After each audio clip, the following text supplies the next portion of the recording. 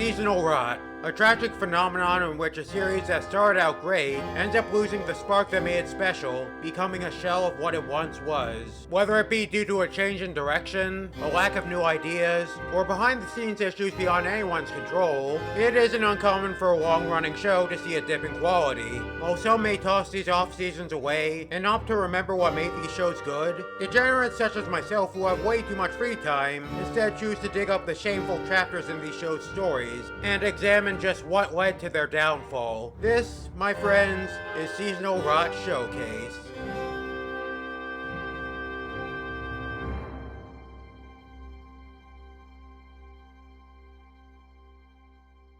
Welcome to Seasonal Rot Showcase, a new segment on the channel that I may or may not immediately get bored with after this video. For the first / possibly only installment of this series, we'll be taking a look at a show that might not have had the absolute worst case of seasonal rot, but nevertheless saw an unfortunate, frustrating decline in quality. That show being Young Justice, an animated series based off of the DC Comics team of the same name. Created by Greg Weisman, the man behind beloved shows such as Gargoyles and the Spectacular Spider-Man, the series follows Young Justice, a team of young heroes operating under the Justice League as they grapple with the challenges and tribulations that come with being superheroes while fighting against the light, a mysterious organization of supervillains behind a wide-reaching conspiracy to take over the world. Young Justice was notable for having a more mature tone when compared to previous DC cartoons, with the show not shying away from the trauma these characters face due to their experiences on the team, as well as the morality behind essentially using these young people as child soldiers. While Young Justice was very well received and got generally good ratings, the show was cancelled after 2 seasons in March 2013 due to low merchandise sales,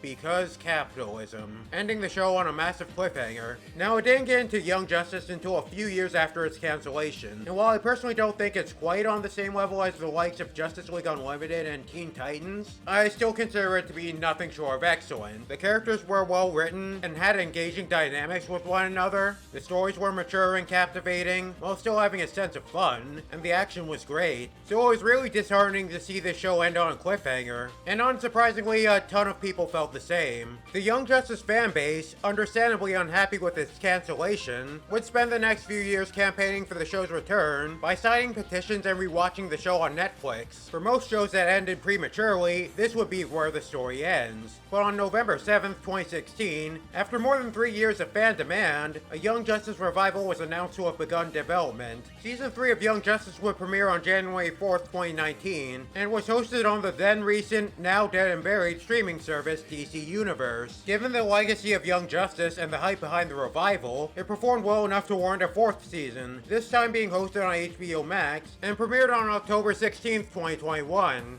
before getting cancelled. Again. And on a cliffhanger that indicates that Darkseid will play a bigger role in the show. Again.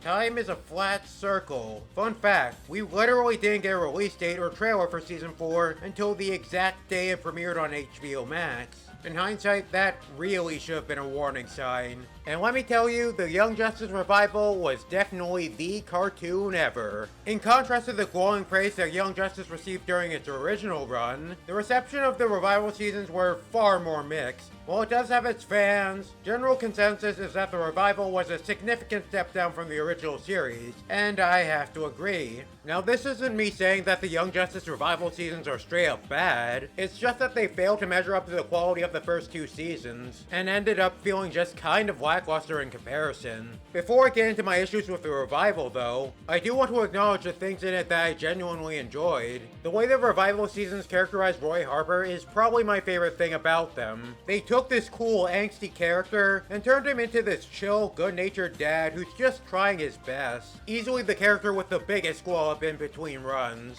On a somewhat similar note, the revival also managed to do the impossible and somehow made Lagoon Boy, the Scrappy Doo of Young Justice, actually likable. I know, I didn't think it could be done either. There were some new characters that I really enjoyed, namely Forger and Halo. Granny Goodness, one of the main antagonists of Season 3, is easily the best villain in the show, period. She's an absolutely loathsome piece of work, who never drops her sickeningly sweet demeanor, even while she's threatening to enslave the entire universe. Lastly, I appreciate the greater diversity in the revival. revival, with Young Justice now being allowed to have characters be openly LGBT, as well as go into deeper detail on subjects like the character's faiths. It's all handled pretty well, for the most part. Look guys, I know your hearts were in the right place, but maybe don't compare the struggles of an autistic black child to that of a violent warrior god man. So yeah, the Young Justice revival actually has a fair bit of merit to it. And now with all of that pesky positivity out of the way, let's get into why the Young Justice revival is really whelming. Personally, I think I can break down the reasons why the Young Justice revival didn't quite work into 3 main problems. Problem number 1. The villains. Let's start things off by talking about the Light, a widespread organization of supervillains led by Vandal Savage, who serve as the main antagonist of the Young Justice. Now I really do like this take on Vandal Savage. He's this ruthless, sophisticated, cunning mastermind with a Darwinistic mindset that led him to genuinely believe that his cause will lead the world to become a better place. I also like the conflict the Light has with the heroes. It leads to so many twists and turns, so many situations where the heroes are pushed to their limits and are forced to do some decidedly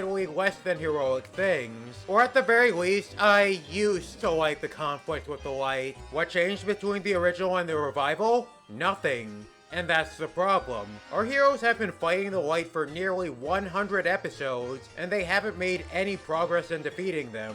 And quite frankly, I'm sick of seeing these guys, especially Vandal Savage. As cool as he was early on, with each season, Vandal Savage would end up feeling increasingly more untouchable, to the point where by season 4, he felt so utterly invincible that he got boring. No matter what happens, no matter what victory the heroes gain against the Light, it always seems like nothing more than an inconvenience for Savage, and it gets really old after a while. Again, it's an interesting take on Vandal Savage, but I'm just so tired of seeing his dumb face. At least in the original Young Justice, you'd occasionally get one-shot villains that were unaffiliated with the Light, and it wasn't immediately apparent that so many of the season's threats were connected all along. Come the revival, it seems like every single villain and or conflict involves Vandal Savage and the Light in some capacity, and they always come out of it relatively unscathed. There is a point in season 4 where it seems like there's a crack in Savage's armor, and it's really satisfying to see this seemingly invincible villain kind of lose his composure, only for the season to end with him gaining an army of Kryptonians under his command. Because it's Vandal Savage,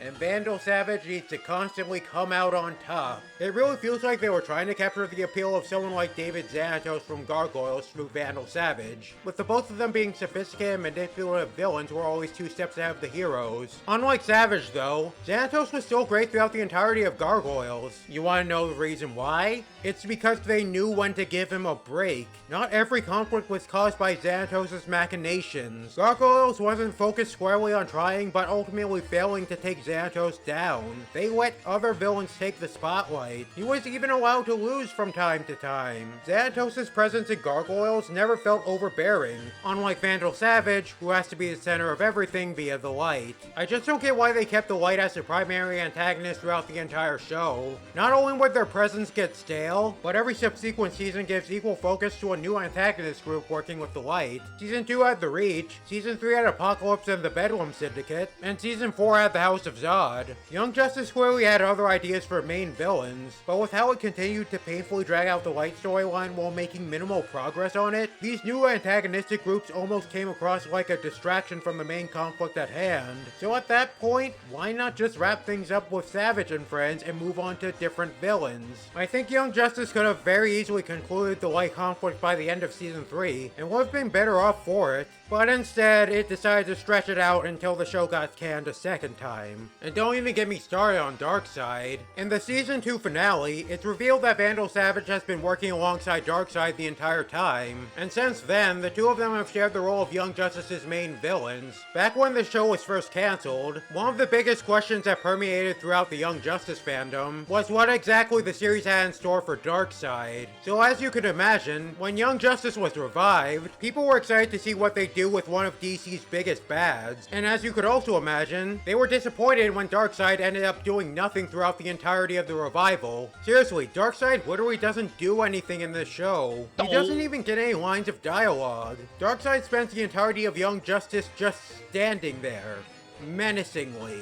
The revival hypes up this big war between Earth and Apocalypse, but of course, by the time season 4 ended, we didn't get any closer to that supposed war. And like Vandal Savage, the heroes have made zero progress in beating Darkseid. So we have another boring invincible main villain, only this one has the depth and intrigue of a piece of tissue paper. It's also kind of hard to stay invested in the conflict with the Light and Apocalypse, when even after nearly 100 episodes, barely anyone on either group get any sort of long-lasting comeuppance, and following Young Justice's second cancellation likely never will.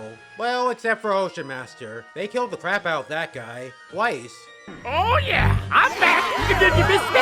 Let me hear it! Oh, hail me! Oh, hail me! Oh, hail! All in all, I'm really bored with these villains, and if Young Justice ever comes back, I desperately hope that they put an end to the Light and Apocalypse storyline as soon as possible. Problem number 2. The animation. Next, let's talk about the animation, because man, is there a downgrade between the original and the revival. In the original Young Justice, the animation was crisp and the characters were lively. In comparison, the animation in the revival is notably stiffer and there's far less character acting on display. It's really obvious that the show's staff was working with a more limited budget, and had to cut corners in ways that the original Young Justice didn't. Unlike the original, the revival utilizes stills and limited animation, as well as uses flashbacks to justify reusing footage from past episodes. Granted, the Young Justice revival usually uses these cost-saving techniques in ways that make sense for the narrative, such as using stills or limited animation as a means to portray a montage or a past event. That said, the revival does this so often that it becomes really distracting. It's especially bad in season 4, where there are episodes with large chunks that are barely animated. I don't doubt that the animators are doing the best with what they've got, but holy crap, it does not look good. There are even times when the show uses stills when it isn't appropriate or doesn't make sense for the narrative. Like, take this one bit, where Savage is talking with the Lords of Order at the same time Zatanna and her students are fighting the Arch-Villain. This isn't a flashback or a montage sequence. This is an event happening in present time. There's no narrative justification for presenting this scene through stills. Or take this crowd shot where we get close-ups of people who clearly aren't moving. Again, not a flashback or a story being told. This is something happening in the present time. It's all just really weird and jarring to look at. This lack of animation works fine with more stylistic shows like Moon Girl and Rise of the TMNT, but the art style of Young Justice doesn't lend itself well to this kind of limited motion. Regardless, while there are times when the Young Justice revival is animated perfectly fine, more often than not, the animation's subpar at best. Problem number 3. Oh dear god, this show wants to do too much. Finally, we get to the thing that really killed the Young Justice revival for me. The show got way too ambitious for its own good. While seasons 1 and 2 were focused squarely on the Young Justice team and their growth as individuals, the revival seasons diverted focus away from the team and would become more fixated on the grander DC universe as a whole. The plot would become more complicated, with various storylines being piled onto each other, several of which ended up feeling seriously underdeveloped as a result of the revival having to juggle so many different plot lines at once. The cast of characters would also become bloated to the point that many of the new additions barely got a chance to do anything or get any sort of substantial characterization. I'm looking at you, Tim Drake! My god, you were just barely a character here. If I'm being fair though, the issues I take with the Young Justice revival can be traced back to season 2, with it introducing a number of new characters out of the blue. However, I don't have as much of a problem with it there than I do in the revival, because in spite of the additional characters, the 6 leads were still the main focus, and the handful of new characters like Blue Beetle and Impulse don't take too much time away from them, while still playing prominent roles in the story. In fact, the only characters who don't really get anything to do this season are Batgirl, Wonder Girl, and the aforementioned Tim Drake. Side note, the latter two actually get together in the season finale, despite only ever interacting once. And we see them together again once in season 3, and then at some point Wonder Girl dumps him. Off screen. And that's the only thing these two do in the entire show. That was only tangentially related to my point, but man, that just really bothered me. Why won't you two do anything? Anyways, unfortunately, the revival, especially in season 3, stretches itself far too thin trying to give focus to as many characters as possible, with each season arbitrarily adding more characters to its already huge cast. I do like the idea of the revival giving the limelight to heroes like Black Lightning and Beast Boy, but the show just isn't able to manage this many characters and subplots all at once. It's to the point where even the Young Justice team itself feels like kind of an afterthought. The primary characters of Season 3 don't join Young Justice until nearly halfway through, and by the second half, the focus shifts towards the outsiders. Meanwhile, in Season 4, the main characters don't all come together as a team until its final story arc. If you want a prime example of just how messy Young Justice's storytelling would become, look no further than one of Season 3's subplots, which adapts the infamous Judas contract storyline from Teen Titans, in which Tara joins the team to act as a mole to funnel information to her superior, Slade. Now, I can't say much about the original comic storyline, although from what I know of it, that arc is super messed up and dated as hell, but I loved how the 2003 Teen Titans cartoon adapted it, as well as their take on Tara. I don't care what anyone says. Tara was a great character with a great story. She was an impulsive, free-spirited, insecure girl who fell victim to Slade's manipulations, and was convinced to turn on the Titans after taking her in. However, she grows to care about the Titans and becomes conflicted with what she's doing, eventually realizing how much of a monster Slade is, and sacrificing herself to defeat him and save the city. In contrast, the Young Justice version of the Judas contract completely lacks those strong narrative and emotional beats due to that subplot basically being an afterthought that doesn't have a whole lot in the way of actual substance. I mean, we do get a bit of Tara bonding with Artemis and acting conflicted about what she's doing, but the storyline is nowhere near as effective as it is in Teen Titans because Tara herself doesn't get that much characterization. Gun to my head, I couldn't tell you anything about this version of Tara beyond the basic beats of her storyline. She's just kind of quiet and to herself for most of the season. Tara doesn't even interact with Beast Boy here. You know, the character who's typically super important to her arc,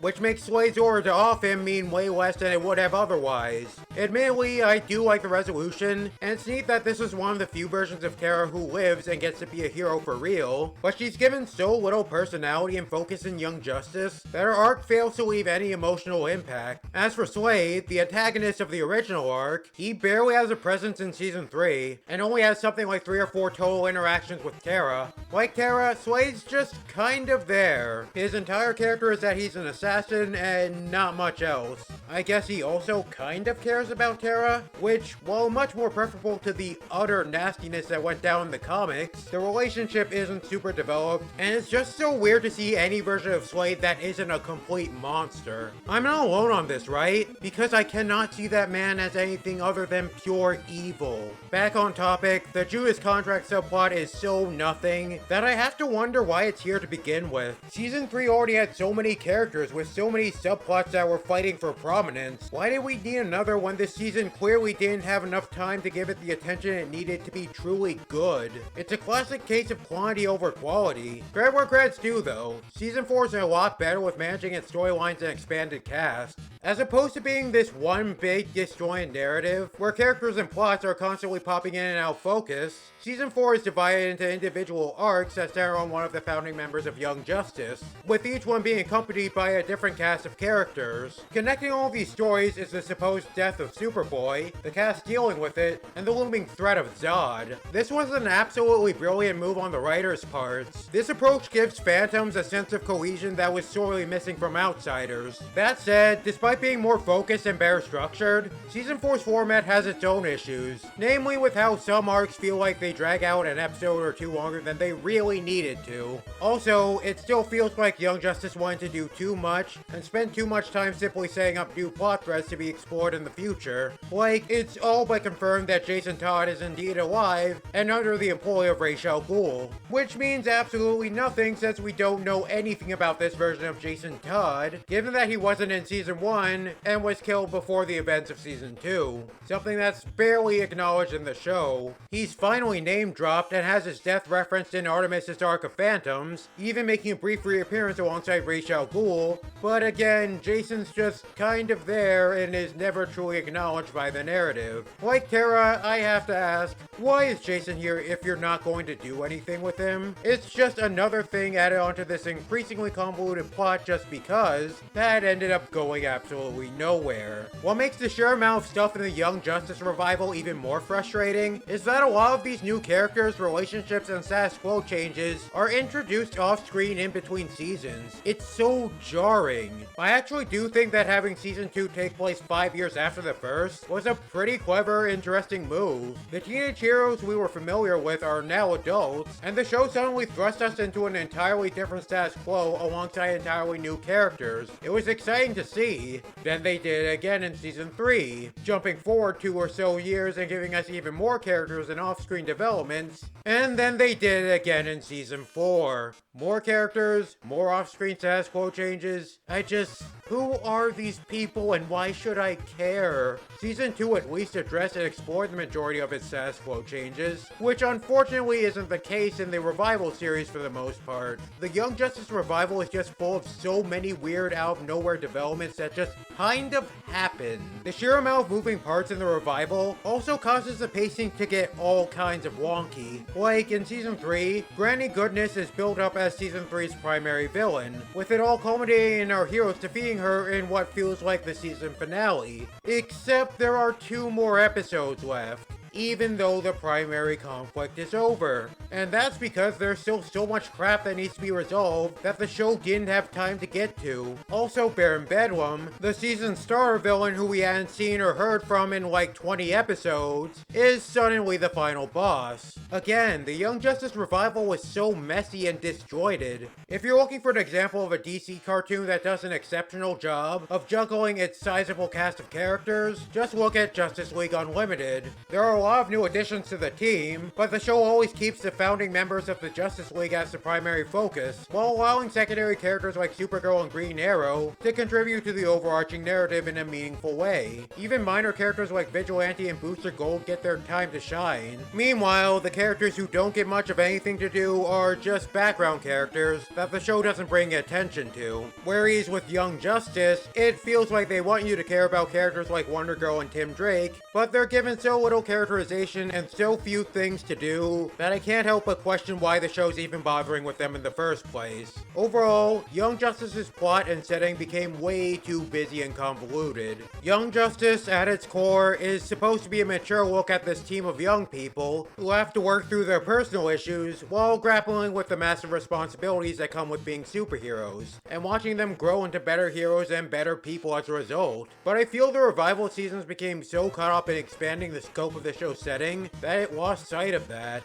The aftermath. Now that we dove into why the Young Justice Revival didn't really work, it's time to ask the question of how it impacted the show's legacy as a whole. Like I said a while ago, the Young Justice Revival does have its defenders, but its overall reception was mostly lackluster. Despite this, the announcement of its second cancellation still drew outrage from fans, albeit to nowhere near the same degree as the first time, given how Young Justice basically squandered its second chance at providing a satisfying ending. Fortunately, the disappointing Revival doesn't seem to have overshadowed the love people continue to have for those first 2 seasons. As for the likelihood of its return, it's clear that Greg Weisman and the staff still want to continue to do Young Justice, but given the absolute nonsense that's been going down back at Warner Bros. Discovery, I find it very unlikely that it'll return for a second time, at least not for a long while. Final thoughts. Young Justice is a show that ended up seriously losing the plot. What started out as a series following the growth and development of this engaging group of young heroes evolved into this needlessly complicated plot about the never-ending fight between the heroes and the light.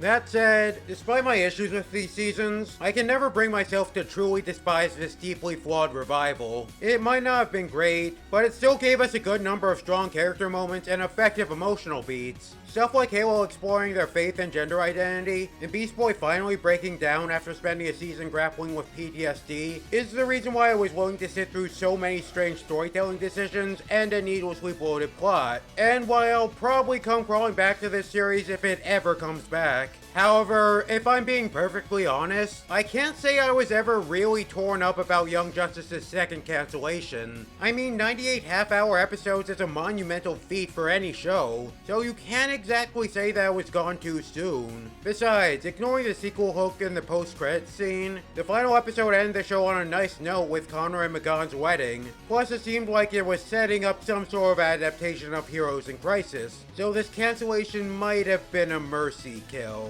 In all seriousness though, the Young Justice revival is the definition of a work being far too ambitious for its own good. It wanted to do way too much and didn't really seem like it had an end game in sight. Greg Weisman has pretty much stated that he intended to have Young Justice run as long as Warner Brothers would let him, and considering that the show still wasn't anywhere near close to reaching its endgame after 98 episodes, I can't help but feel that Young Justice would have just kept on dragging its heels season after season if it didn't get cancelled again. I personally think that Young Justice continuing would be more sustainable if it ended the plotline with the light as soon as it could, and go back to season 1's more villain of the week format. As is though, while the Young Justice revival does have merit to it, it's by and large pretty disappointing. And that was the first, potentially only if I end up losing interest in this, installment of Seasonal Rot Showcase. What were your thoughts on the Young Justice revival? Did it leave you feeling the mode like me? Or did you think that this revival was actually pretty crash? Feel free to share your thoughts in the comments below if you want.